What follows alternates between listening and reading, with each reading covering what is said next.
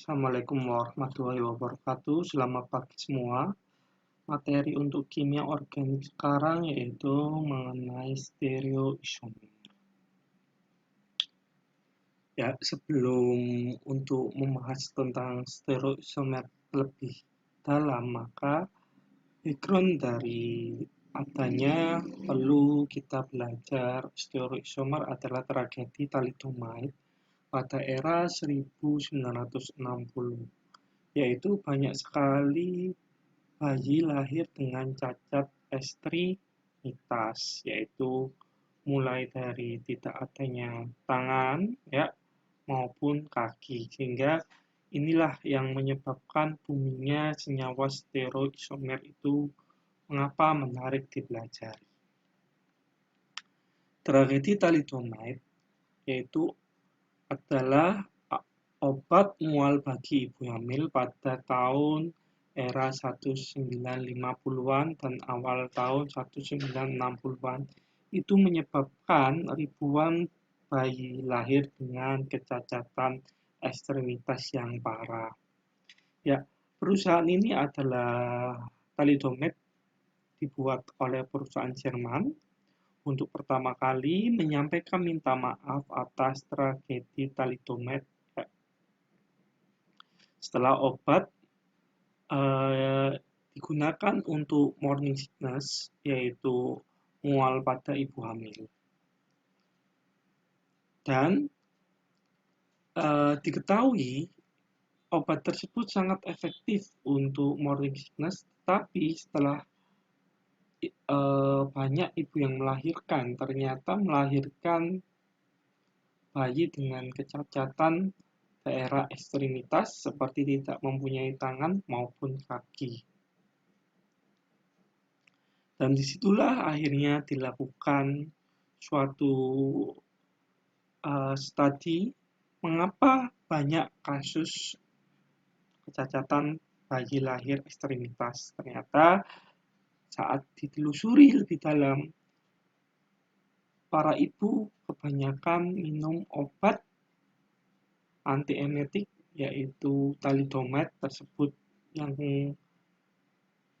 diduga kuat penyebab terjadinya kecacatan ekstremitas, dan akhirnya memang benar adanya bahwasanya thalidomide menyebabkan kecacatan ekstremitas ya.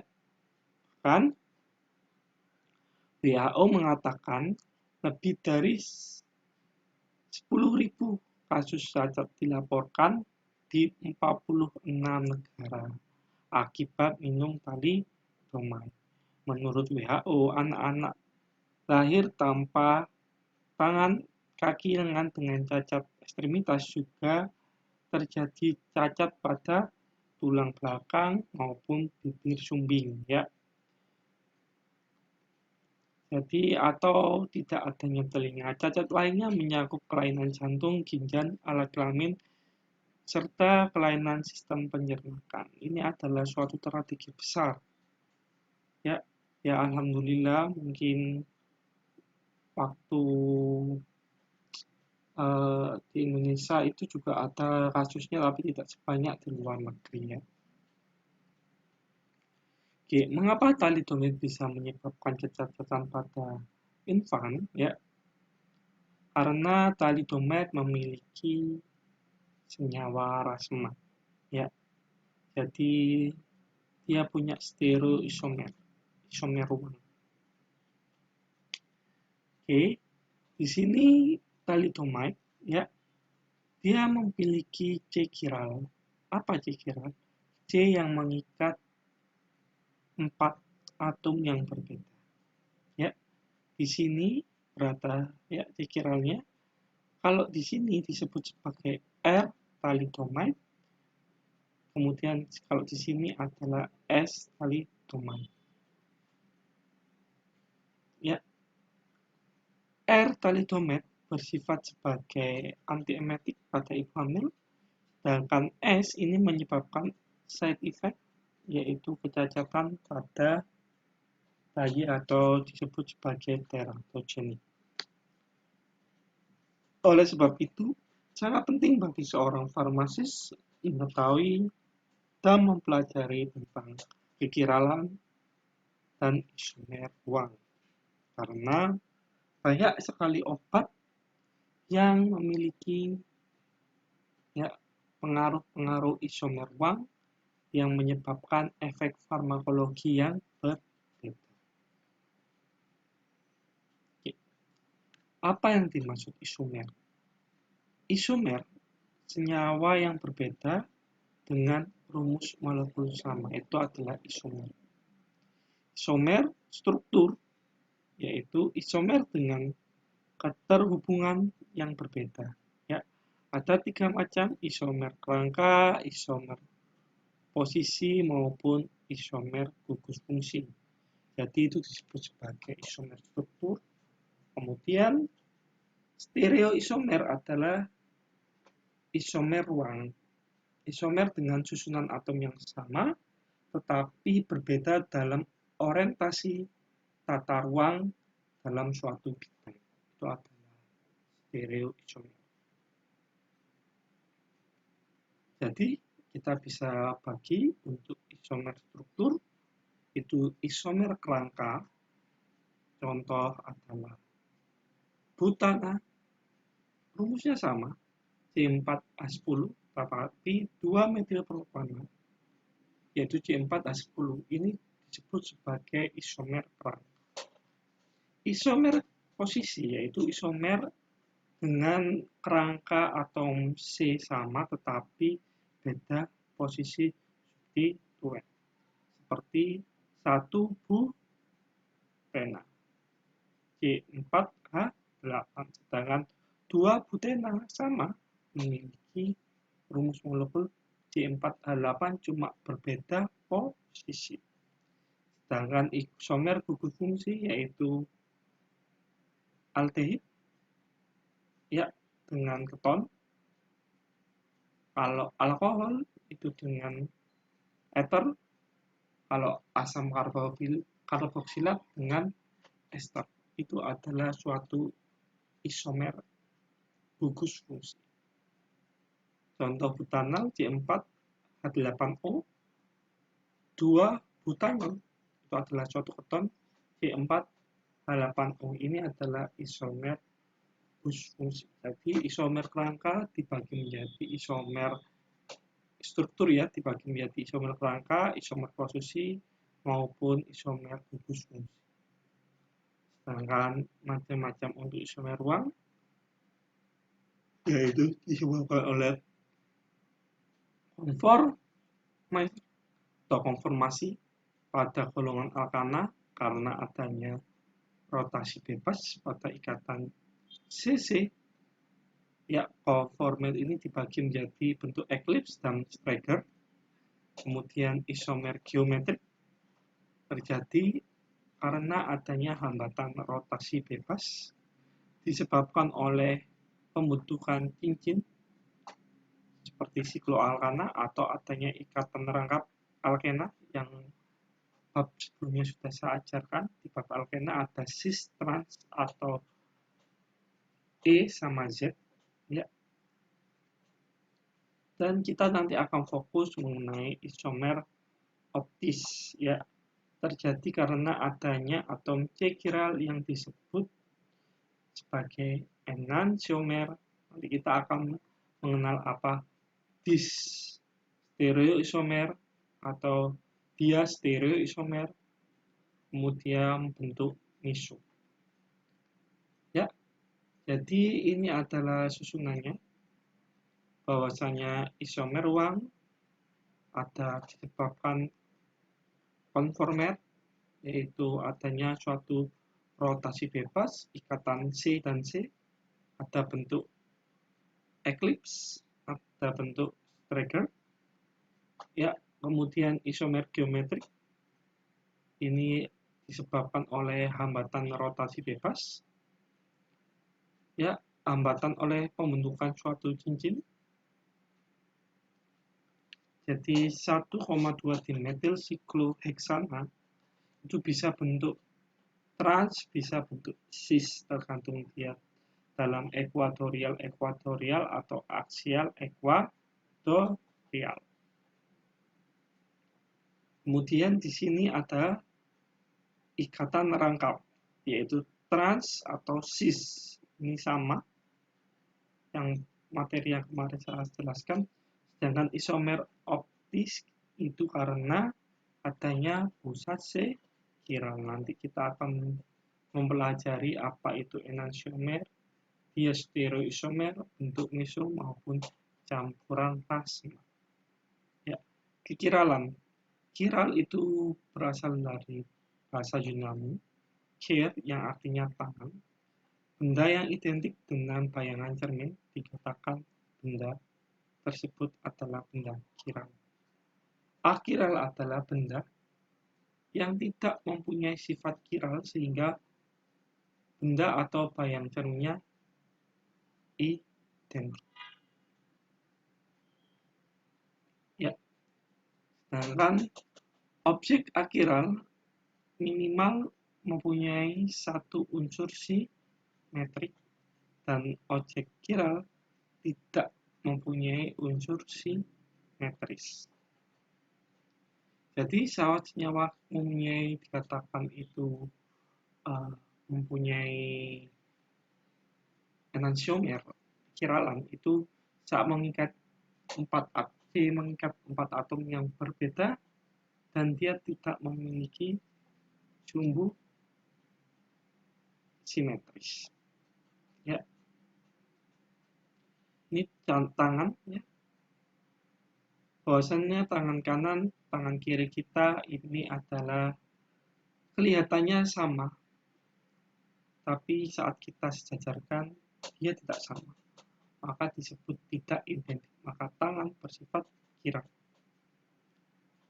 Oke, jenis unsur simetrisnya yaitu bidang simetri adalah suatu benda maya yang melewati objek yang dapat membagi menjadi dua sehingga saling merupakan bayangan cermin. Pusat simetri suatu titik yang berorientasi sedemikian rupa sehingga komponen yang identik berada pada sisi yang berseberangan dengan jarak yang sama serta terletak pada sumbu yang melewati komponen dan titik tersebut. Jadi kata simetris itu seperti kita bermain seni origami. Kita melipat harus dalam pembagian sama banyak, itu yang disebut sebagai sumbu simetris.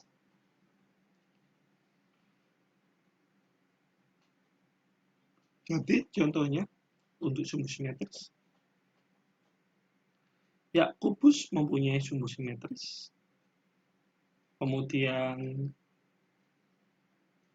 beker gelas juga mempunyai sumbu simetris, maka dia bukan benda kiral. Kemudian ini adalah bromo-kloro metana. Ini juga memiliki sumbu simetris, ya, sehingga dia bukan senyawa kiral. Karena apa? Ada atom H dan atom H sama, sehingga ada punya sumbu kiralnya di sini. Tapi kalau seandainya ini atom F, maka berbeda, maka dia termasuk senyawa kiral. Jadi kita bisa melihat pusat kiralan, ya.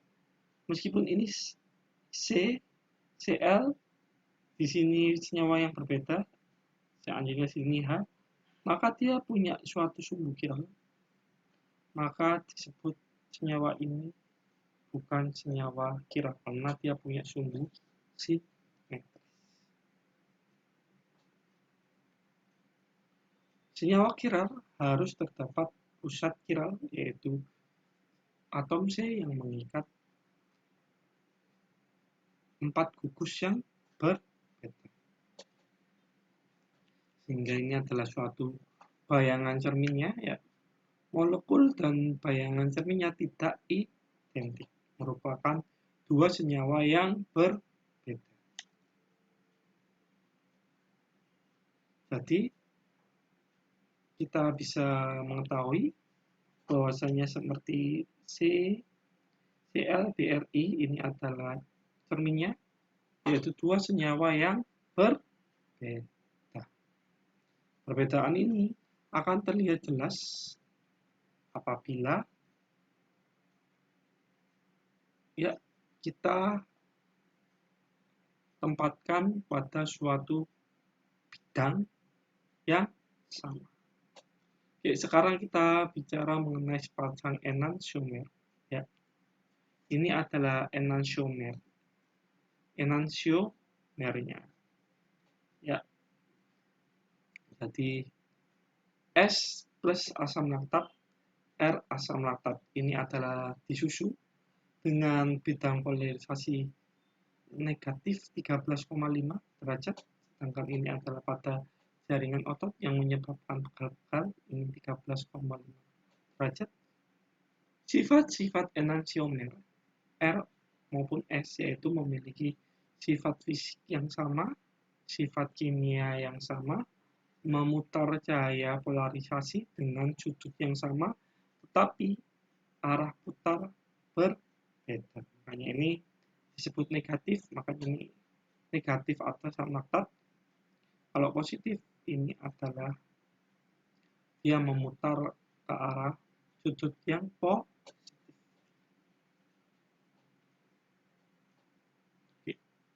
Jadi senyawa kiral bisa kita lihat kekhasannya saat dia berikatan dengan suatu titik tangkap obat, baik itu enzim maupun reseptor. Mungkin R enantiomer akan cocok memiliki efek farmakologis, tetapi S enantiomer tidak bisa. Senyawa ini adalah senyawa yang sepertinya identik, tetapi tidak identik. Jadi intinya memiliki rumus molekul yang sama, tetapi aktivitas yang berbeda. Oke, ini adalah bidang cahaya terpolarisasi. Alatnya yaitu polarimeter. Ya. Cahaya bidang terpolarisasi melewati senyawa akiral pasti dia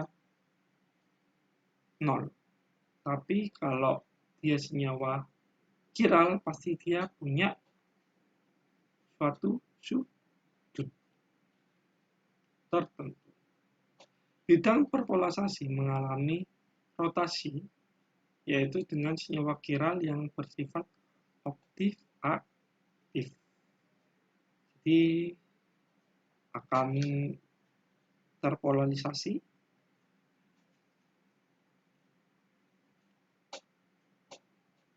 ya.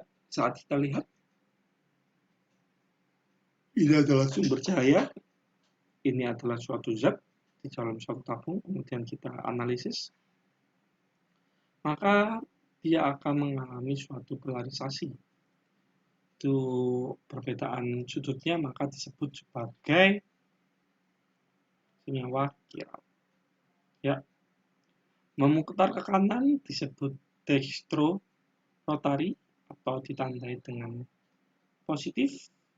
Memutar ke kiri disebut sebagai levorotary dengan simbol negatif. Jadi kalau ada zat levodopa maka dia memutar bidang polarisasi ke arah kiri. Levocetirizine maka dia memutar polarisasi ke arah kiri. Kalau dextrometorphan maka dia memutar bidang polarisasi ke arah kanan.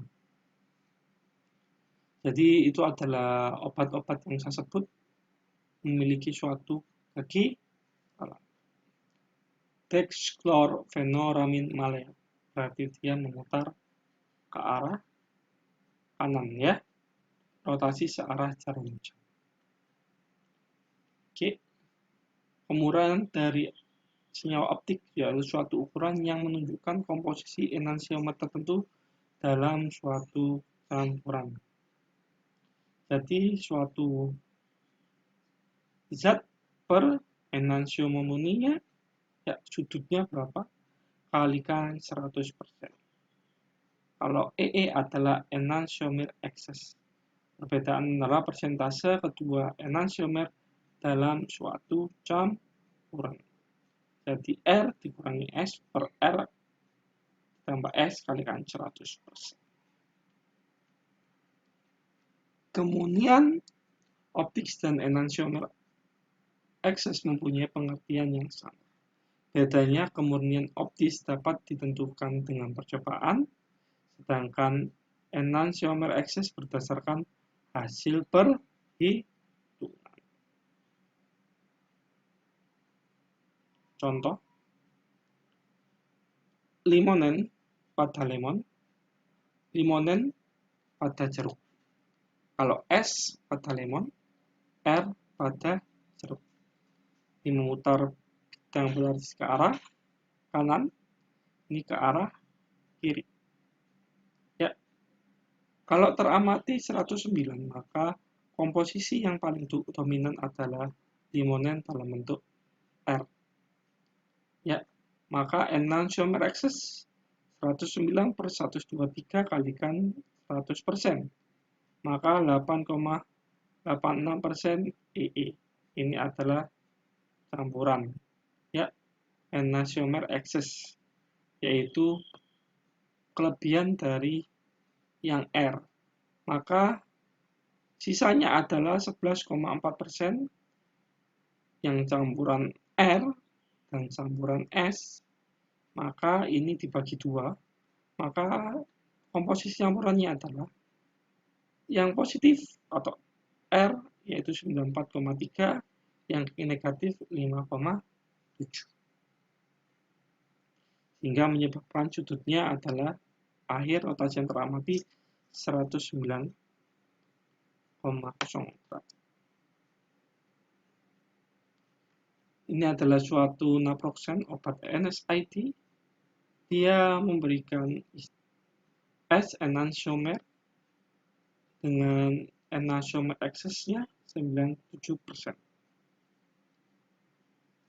Jadi kalian bisa menghitung berapa kandungan yang R di dalam naproxen. Soal latihan ini gampang, ya.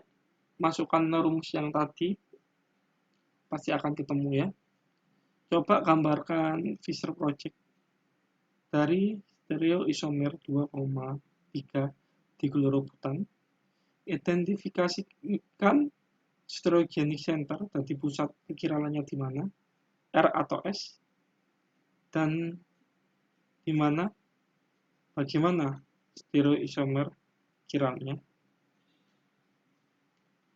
Kemudian apabila suatu kolesterol yang LeVo negatif ini, negatif 39, memiliki suatu spesifik rotasi ya.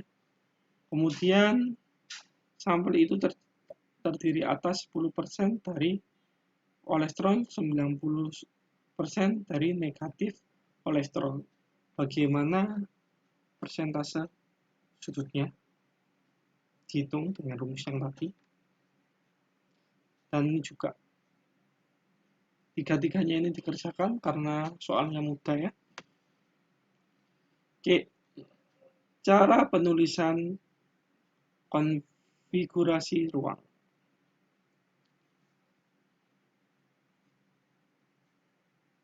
Garis tebal adalah menuju mata kita, menuju bidang.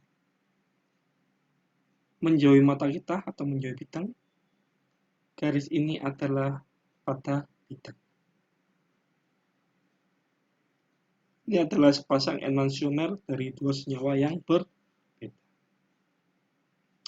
Penamaan enantiomer itu ada konfigurasi absolut yang tadi saya jelaskan, R dan S, sama konfigurasi relatif, D besar, L besar. Kalau D kecil sama L kecil itu berdasarkan analisis polarimeter.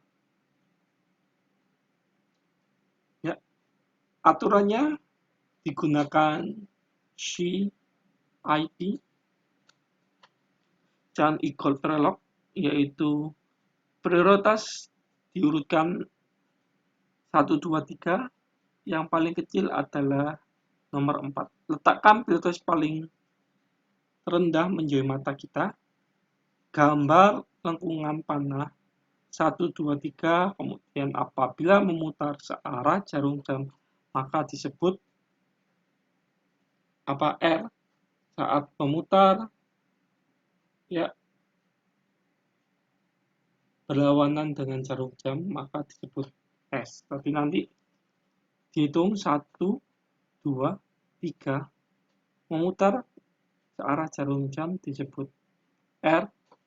Memutar ke sana berlawanan dengan jarum jam disebut S. Jadi berdasarkan nomor atom ya. Kalau prioritas tidak dapat ditentukan, maka merupakan atom yang sama atau melihat pada nomor atom berikutnya.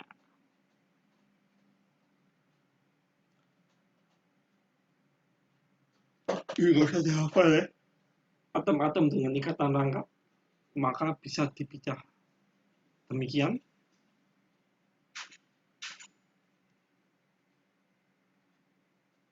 Oke, menentukan prioritas.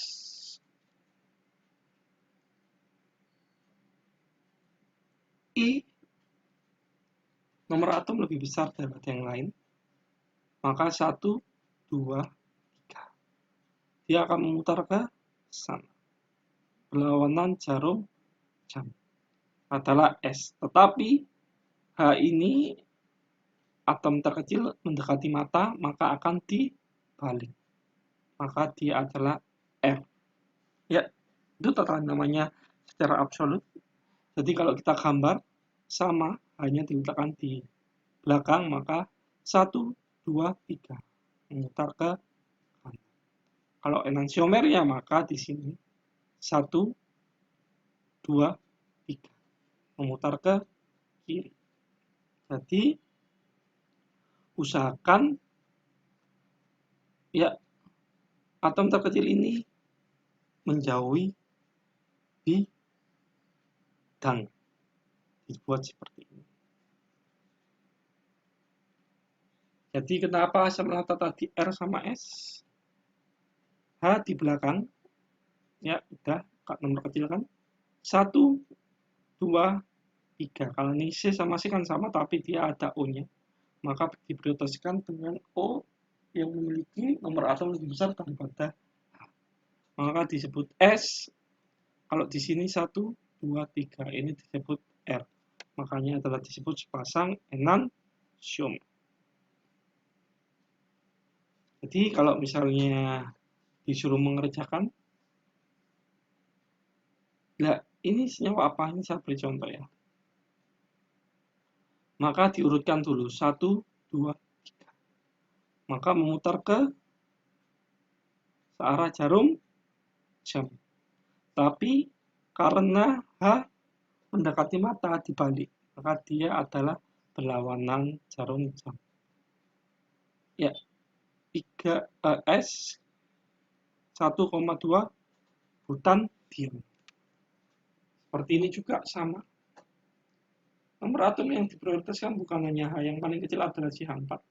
Maka 1, 2, 3. Ya, karena tadi adalah mendekati mata, maka akan dibalik yang seharusnya R menjadi S. Itu tata caranya. Tentukan soal di bawah ini gampang ya. Isomer R atau S. Yang ini sudah saya kerjakan, itu adalah S. Yang C seperti apa, D seperti apa, aturan tetap sama.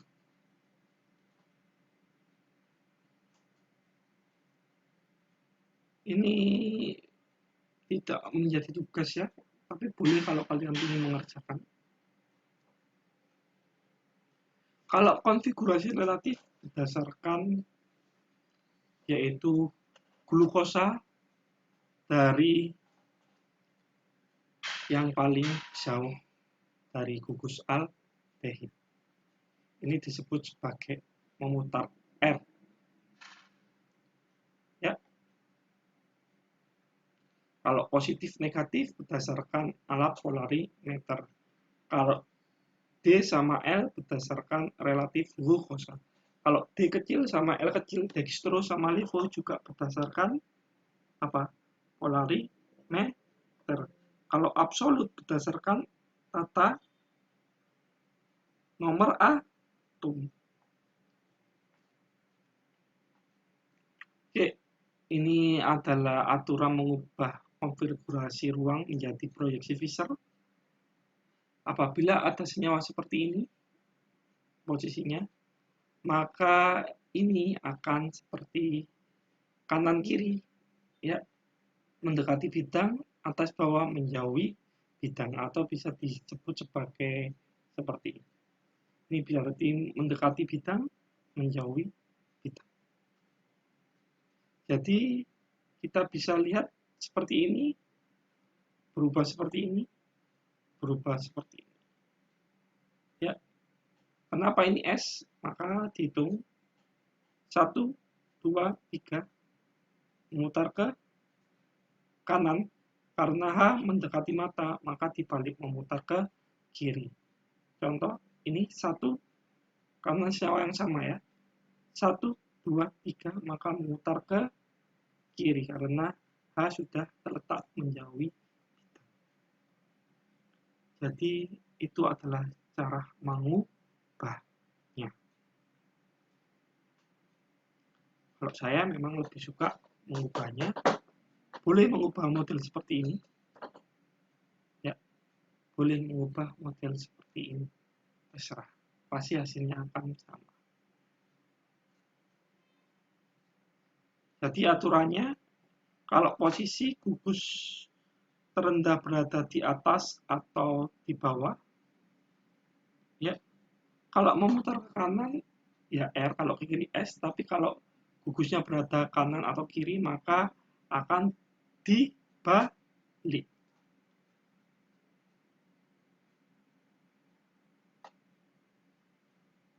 Oke. Jadi ini adalah pemutaran proyeksi Fisher harus intinya 180 derajat. Kalau 360 derajat atau 90 tidak bisa, akan terbentuk isomer.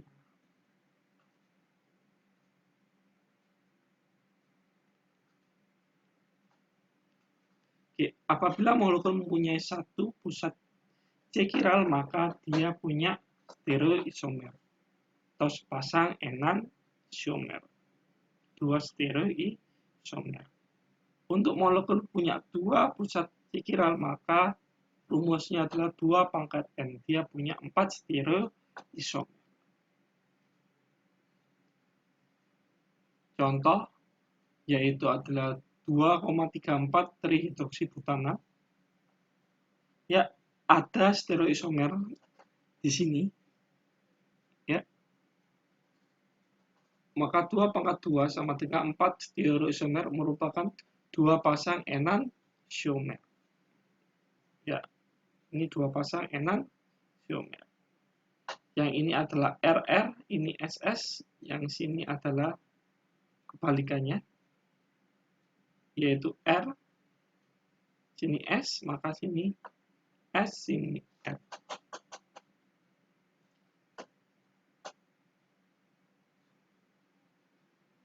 Oke.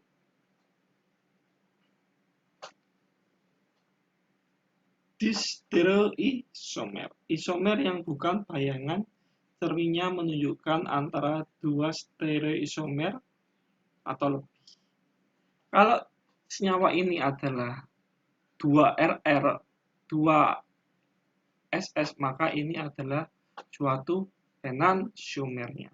Sedangkan ini adalah enantiomernya. Tapi kalau 1 sama 3, meskipun rumus molekulnya sama, maka dia bukan enantiomernya. Makanya disebut distereoisomer atau diastereoisomer.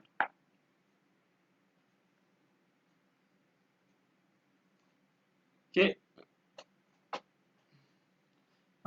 tugasnya yang tadi ini bukan tugas ya. Berapakah jumlahnya? Kalau seandainya ada 1, 2, 3, berarti 2 pangkat 3, maka ada 8. Oke, ini adalah asam traktat. Ya, ini adalah suatu enantiomer RRSS. Ini juga RS sama SR adalah stereoisomernya. Apabila campurannya itu sama banyak, maka disebut sebagai senyawa rasemat. Ya. Senyawa rasemat itu otomatis memiliki sifat tidak memutar bidang polarimeter. Kemudian sifat-sifat yang lain, maka kita harus tahu bahwasanya kalau RR sama SS memiliki titik leleh yang sama, maka kalau campuran titik lelehnya akan berbeda juga, tapi susah untuk dipisah. Nah, kalau senyawa meso ini adalah RS sama SR, ini kalau diputar maka identik. Kalau bukan identik, maka dia adalah isomernya. Nah, di sini adalah senyawa meso. Dia tidak memiliki optik aktif. Oke.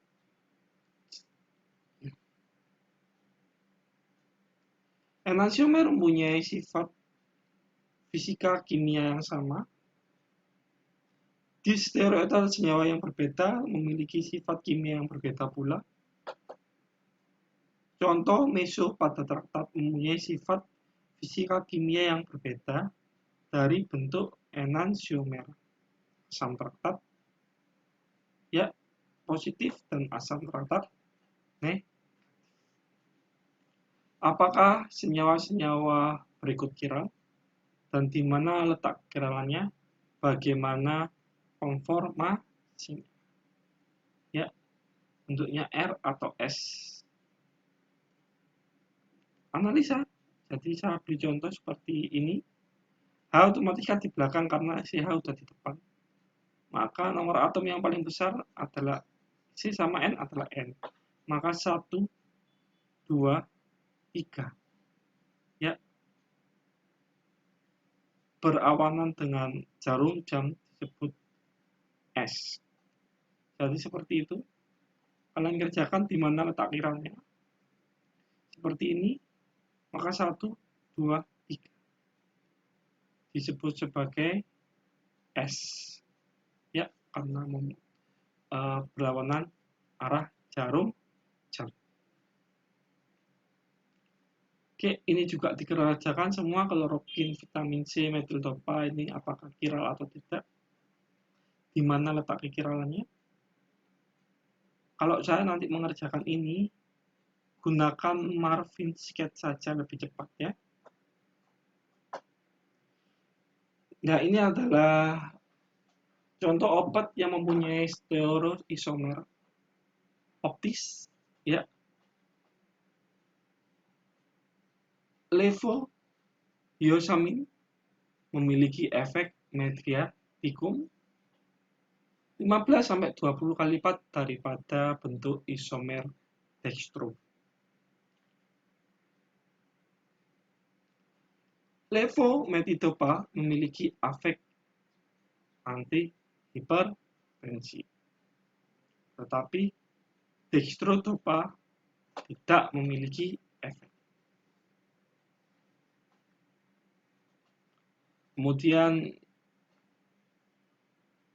triochloramfenicol memiliki efek antibiotik, tapi eritro tidak. Provoxifen senyawa untuk analgesik. Dextroportovifen memiliki efek analgesik. Kemudian yang LeFo tidak memiliki efek analgesik, tapi memiliki efek untuk batuk. Kemudian asam askorbat yang memutar kanan atau disebut sebagai dextro memiliki efek vitamin C, sedangkan negatifnya tidak. Indomethacin ini adalah senyawa-senyawa obat untuk anti radang. Ya, kalau S, tanaman S atau R itu berdasarkan konfigurasi relatif. Kalau positif negatif berdasarkan polarimeter. Ya, saya ulangi. Tata nama untuk isomer 3, konfigurasi absolut, relatif, sama polarimeter. Polarimeter positif negatif atau LeFo atau dextro. Tapi kalau absolut itu R sama S. Kalau D besar sama L besar itu relatif. Antimalaria punya isomer negatif positif, tapi efeknya sama, tidak berpengaruh. Jadi kalau kita bisa tahu yang mana kenapa disebut R, ya, maka nomor atom paling besar adalah 1, 2, 3. Searah dengan jarum jam. H udah di belakang, benar. Kalau ini 1, 2, 3, karena H mendekati mata, maka dibalik R. Ini adalah bersifat teratogenik. Nah, kalau R belum tentu positif, bisa negatif, tergantung polarimeter. Kalau R sama S adalah tata nama absolut, positif negatif adalah tata nama berdasarkan memutang bidang polarimeter. Oke, ini adalah ibuprofen. Ya, ini S. Karena kenapa kok S? 1, ya, 2, 3. Maka memutar ke kiri berlawanan dalam jarum jam, maka disebut S. Kok positif? Positif ini disebut sebagai karena dia memutar polarimeter ke arah kanan, dextro. Kalau negatif LeFo ke arah kiri. Nah, ini R 1, 2, 3 ke arah sana, searah dengan jarum jam. Oke, saya rasa cukup keterangan dari saya. Tapi sebelum mengerjakan tugas yang ini, saya beri contoh, ya, seperti kopi dogrel, ya, maka kalian selalu gambarnya, caranya di Marvin Sketch, gunakan adalah PubChem, ya. Ini adalah aplikasi kimiawan. Semua senyawa yang berada yang telah disintesis orang pasti akan terdaftar di PubChem. Jadi kalian wajib tahu, ya, PubChem ini. Misalnya kalian ketik apa clopidogrel, tinggal search, kita ubah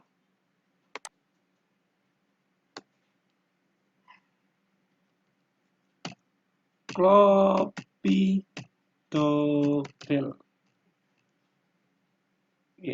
search.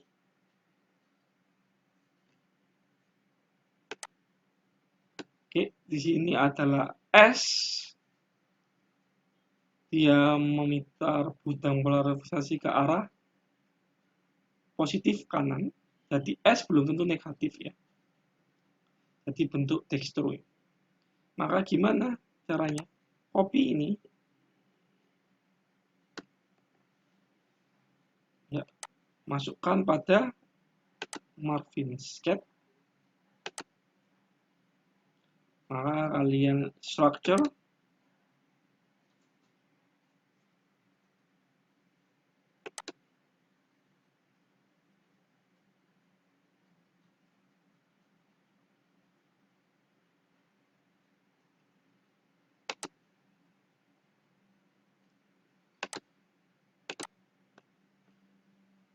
misalnya saya gambar sini. tinggal structure, pilih name to structure, copy paste, akan keluar senyawanya ya.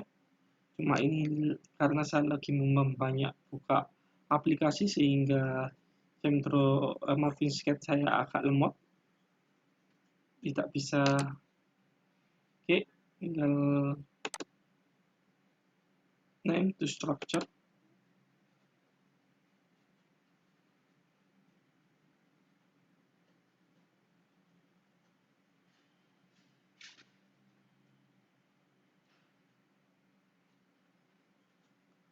Kemudian di sini copy paste.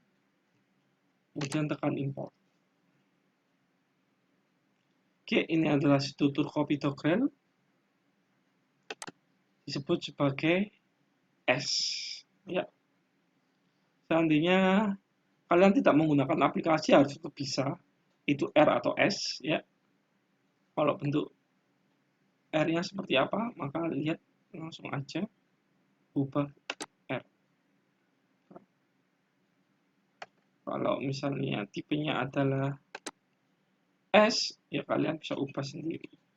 Jadi obat clopidogrel ini yang berefek kebanyakan adalah yang S, bukan yang R.